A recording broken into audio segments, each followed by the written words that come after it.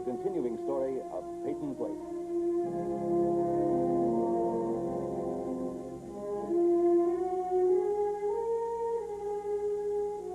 Starring Dorothy Malone as Constance Mackenzie, Ed Nelson as Michael Rossi, Ryan O'Neill as Rodney Harrington, Barbara Parkins as Betty Anderson, Tim O'Connor as Elliot Carson, Christopher Connolly as Norman Harrington, Patricia Morrow as Rita Harrington, James Douglas as Stephen Cord.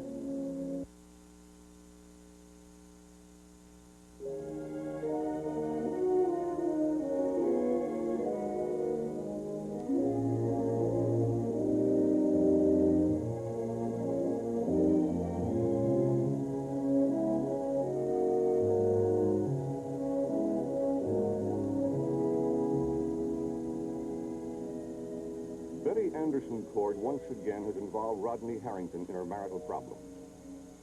Out of a desperate need to tell someone, she confided to him her fear that she's losing her husband, Stephen, to Adrienne Van Leyden. This time, however, Rodney's refused to grant her aid and comfort. But his rejection was more a defense than an attack.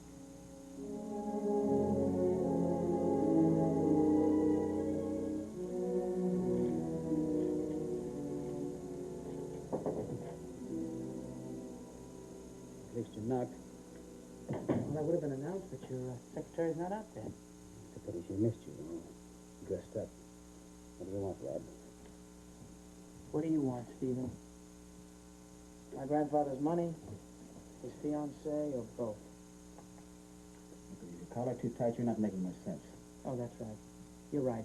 You're always the sensible one, the one that's so easy to understand, so predictable. I'm getting fed up with this business of analyzing my actions or reactions. Now, what makes you think you can drop in on me here or in my home anytime you happen to feel like it? I couldn't care less. I've got work to do. I think that this might interest you. See, I made a mistake about you. I was wrong. I thought you'd be amused that grandfather was getting married again, like I was. But that's not sensible, is it? Because if he gets married again, Adrienne gets all that money, so I guess you had to work fast, didn't you? Now, what do you take, Rod? Even a legal genius like you can't break a will naming his wife chief beneficiary. So I guess you had to stop that wedding before it starts, huh? What the devil are you talking about? I'm talking about you and Adrienne. What about us? Well, you were seen together at the beach. And that's the basis for this whole ridiculous theory? Well, you show me what's wrong. I'm not going to show you anything except the door. Listen, you can spend as much time with Adrienne as you want to. If that's your way of fighting grandfather's will. But there's somebody else involved here. Now, I met Adrienne on the beach by accident. I went for a walk. She happened to take a bridle path that took her down there. We stopped and talked. What am I telling you this for? I don't owe you any explanation. You did much more than talk on that beach. Look, what were you doing? What were you hiding behind a sand dune spying on us?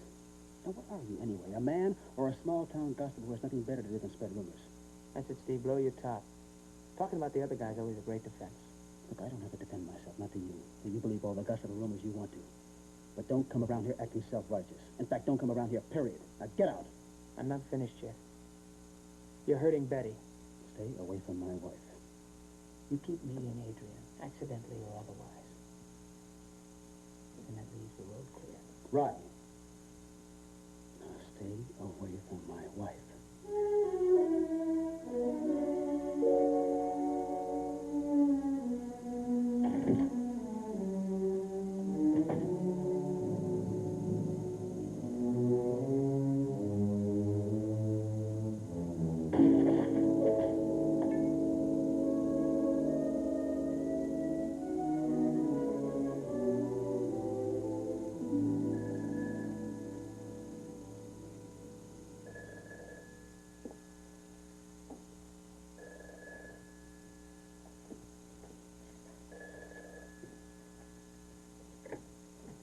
Yes?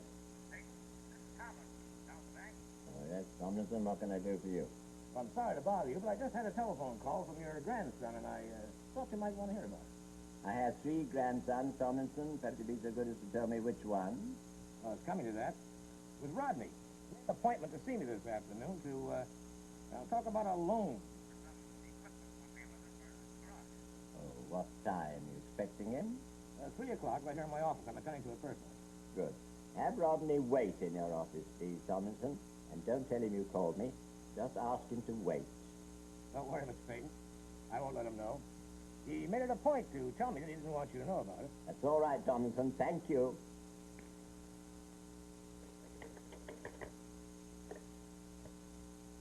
Weber, come in at once, will you please?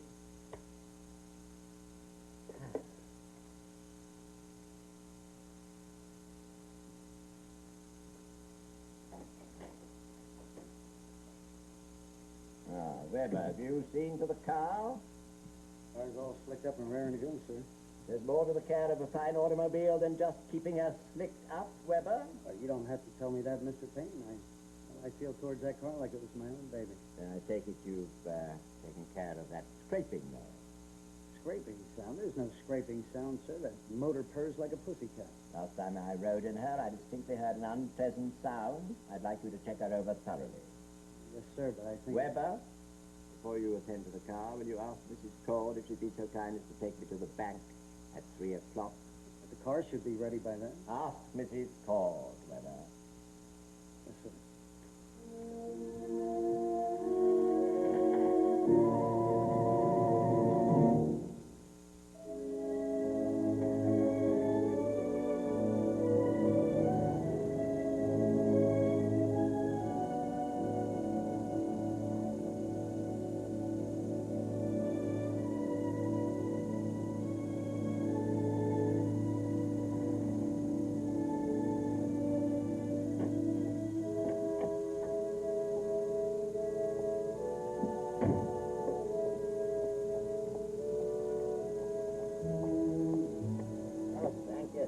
I can manage by myself. Thank you for driving me down. I wonder whether you'd be so kind as to wait and take me home. I'm Betty. If it's hot out here, why don't you come in, wait in Tomlinson's office? It's air conditioned. I'll join you there when I finish from the vault.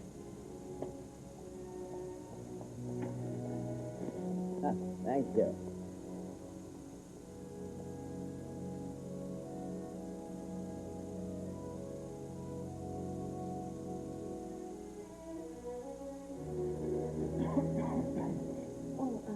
Excuse me. What are you doing here? Figures. Tomlinson must have told my grandfather I was coming here. Well, how are you, Mrs. Cord? Well, it wasn't my idea. Mr. Peyton asked me to drive him. But, don't you worry. I won't bother you. Wait a minute.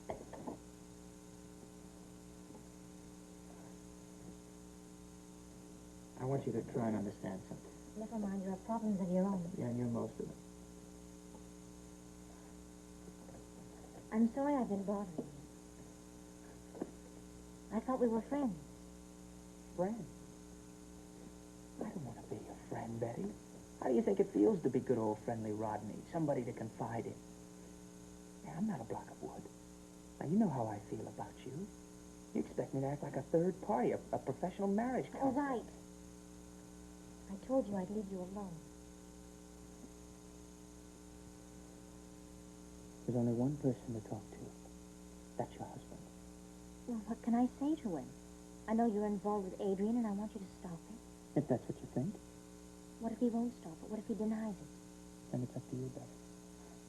Simple as that, huh? Unless you're afraid to make a decision. I don't know what. Rod, I don't know what to do. Okay. Well, I ain't scared then. Wring your hands, cry a lot. Or better yet, get somebody to make the decision for you. Rod, I didn't come here to talk to you. No, but you're here, and as long as you're here, you might as well listen to the rest of what good old friendly Rodney has to say. You're a big girl, Betty. It's about time you decide what you want. Well, I thought you made that decision when you married Stephen. You wanted him, but you also wanted that position and money. Well, if you still feel that way, fine. Then close your eyes to his little indiscretions. Put up with it. You'll still have most of what you married. But if you can't take it, you want all or nothing, then leave him. Decisions are very simple for you, aren't they? Sink or swim, stay or leave.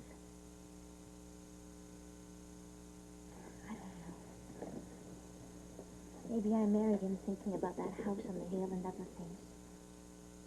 But a person can grow, a marriage can change.